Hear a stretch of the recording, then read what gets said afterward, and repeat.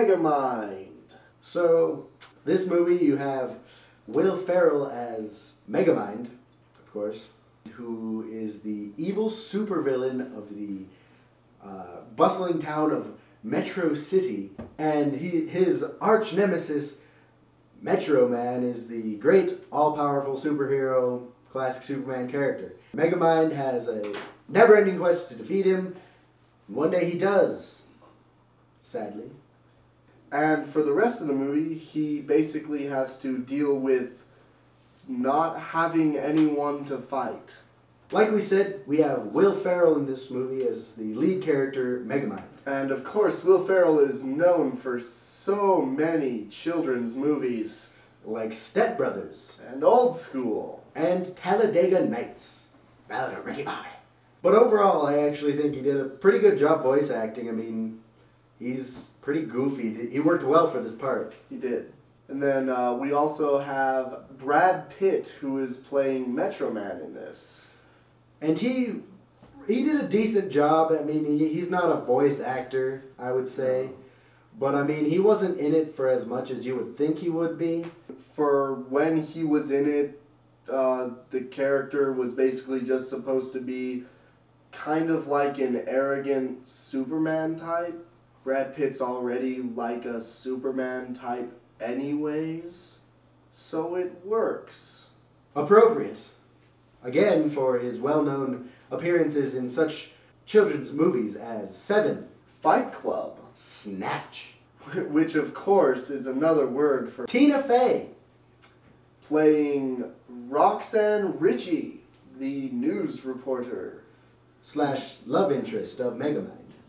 As far as character goes, her character wasn't most in-depth lead female. I mean, she was just kind of a generic love interest. The purpose she served was to be the love interest of Megamind and provide that kind of forbidden love type of thing. So, but that being said, she did a good job at it. We also have Jonah Hill in this playing Hal / Titan. He gets turned into a superhero midway through the movie. It was essentially Jonah Hill, but only for the first maybe half of the movie. And then for the second half, he actually breaks out into this like really kind of out of character, almost seriousness that you kind of really don't expect from Jonah Hill. We can't really tell you because that would be a spoiler. Finally, we also have David Cross playing Minion. And he actually did a really good job. I think he stole the show when he really was on the screen. I don't know what it was. I don't know if it was the fact that Minion was such a lovable character or if David Cross just acted the hell out of the part. I don't know, but it was an awesome part. I think it was my favorite part of the film. I mean, overall, this movie, I mean, it does have some themes in it. It does have a little bit of deeper stuff in it, but really, this seemed to have been made for entertainment value, and it did it really well. Just about every aspect of the film. I mean, it's a comedy that's made for entertainment. It had action, made for entertainment. And the soundtrack. AC/DC, good old classic rock kind of Guns N' Roses stuff. There are, of course, as with every movie, problems. Like we said, it does have a theme to it, a deeper meaning, but when that deeper meaning kind of hits the audience, I mean, it literally hits them. They slap you in the face with the moral, just flat out says it. Which isn't a bad theme.